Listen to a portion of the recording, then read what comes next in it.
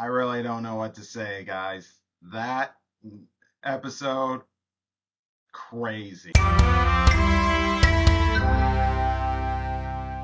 What's up, YouTubers of the world? MegaGeekMixer here to give you guys my review on Monarch Legacy of Monsters, Episode 5. We are halfway through the season, and man, oh, whoa. Okay, so I had always been thinking it was going to be maybe Kate's mom, or when I start to lean a little more towards seeing Taro's mom maybe dying and stuff. That's when we came to that trailer and that whole funeral thing. But now it's clear that it was all Hiroshi. And I did remember other people mentioning that they think it's going to be Hiroshi, but I was thinking, no, it can't be him. He's got too much importance in this. But now that this has happened, it makes me open up even more to what this is going on about. Mind you, I have always known it's called Monarch Legacy of Monsters. So while people care about the monsters and are not giving these episodes good grades because we don't see the Titans that much like Godzilla and stuff, which by the way, he's finally going to show up next episode. I'm happy about that. But it's always been about the legacy of Monster, basically the legacy of Monarch, which is through Keiko, Bill, and Lee, who started it, now going into the people who are connected to it, and that is their grandchildren. You got Kate, you got Kentaro, May's involved, and of course, Lee still having been through what Keiko went through that underworld thing. It's connected to it as well there. And then you got Keiko, who is back there as well. And then, of course, we're getting all the more details on Apex and their shadiness and everything.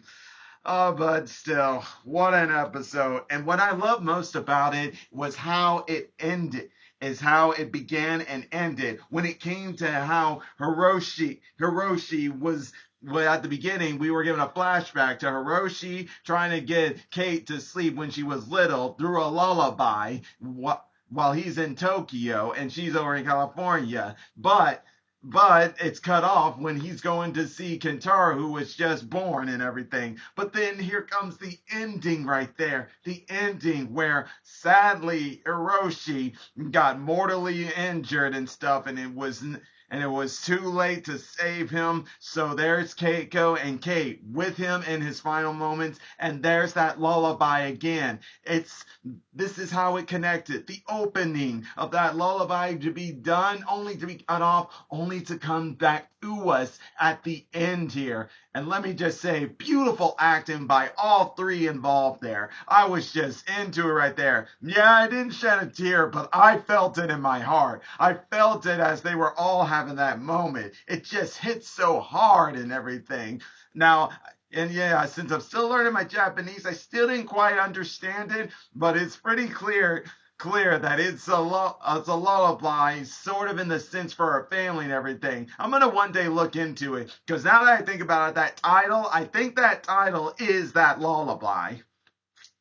But all's the same, guys. Beautiful acting, and it is a very impactful way to end the first half of season 2, because now you just gotta wonder the consequences that are going to be coming from all this. Because the even more sadder part about that was that Kentaro wasn't there with them in his final moments. It was Kei, Hiroshi, and Keiko. Mind you, Kentaro was trying to look for somebody to help save his dad, but since they showed up too late, there he is, as he's already gone. And I don't like that look on his face. It looks like he's about to blame Kate, resent Kate and everyone, maybe even May. I just don't know. All I know is, this is not gonna look good. Especially when early in the episode, it's shown here, Kentaro, when people even me were worried about how he was feeling with Kate, with how he's just been kind of brushing her off. And then you see in this episode, it shows that he was believing that she'll figure it out and come back and everything. Because in the middle of the episode, when they made it to the island where Titan X was going to show up, he's explaining to Kate how he understands more and everything, and how, like, he loved both of his families. It wasn't about who he loved more or who came first. He loved them both. Pretty much just how it was when it came with Keiko and Lee and Bill and everything. Because yes, and this one, Hiroshi, yes, he finally started to see things and put things together. And yeah, well, like we all suspected, he was pretty upset and everything. But that's kind of to be expected when you've lived with this abandonment issues, wondering why all this time, and then find this letter and everything, and being like, maybe it all makes sense now that he gets initially angry and stuff and all that, it made a lot of sense there. Even though, yes, he was being hypocritical, but hey, luckily Lee was there. Lee was there to help.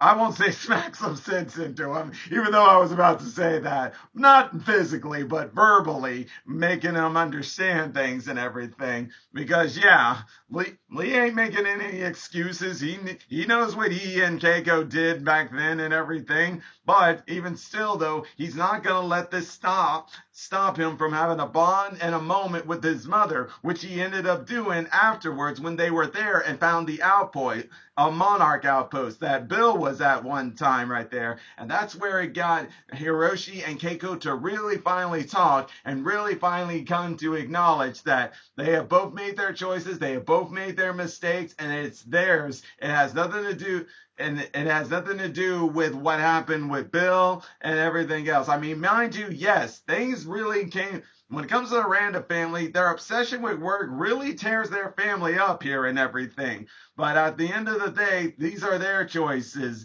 And because it was their choices, this is what happens. Now, this is just got to make you wonder, what's that going to be for Kate and Kentaro going forward? Will they continue this legacy of making these choices and screwing up that it causes trouble or something? Maybe, maybe not, but I am definitely here for it. No doubt about it.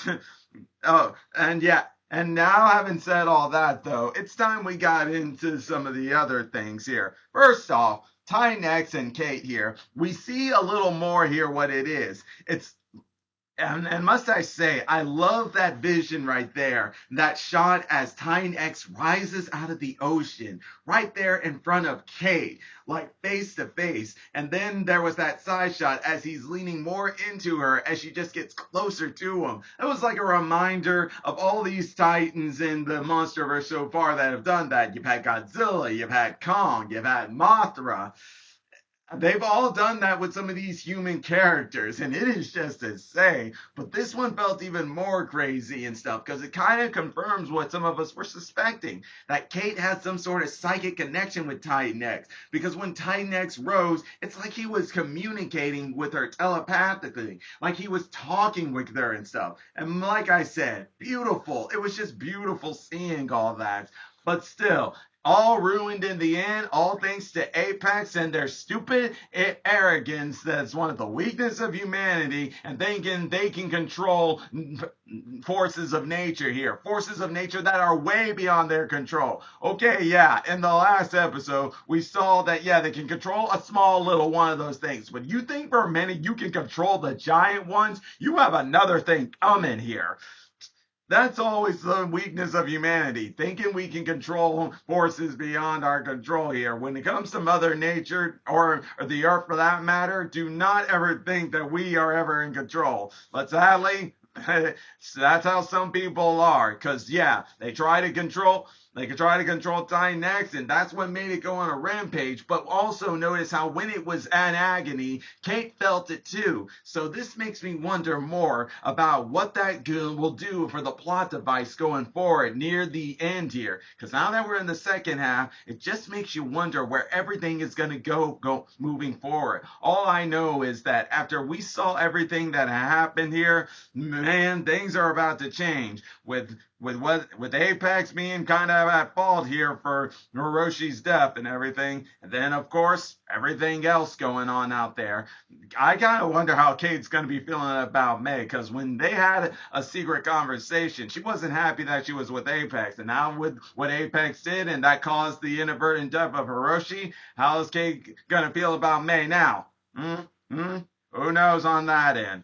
But man, I am so looking forward to where we're going next and how much this is going to affect each and every member of not just the Randa family, but Lee and everyone else involved. I can't wait. it promises to be great. But that'll be all for today, guys. And hey, let me know your thoughts in the comment section down below. What you think of this season? I mean, the mid-season of season 2 so far. What are you expecting to happen for the next 5 episodes? Leave them in the comment section down below. Until then, like always, you enjoy my videos. All you gotta do is click that like button, subscribe to the channel, hit the bell icon to be notified when I make more videos. And until then, MegaGeekMixer signing out.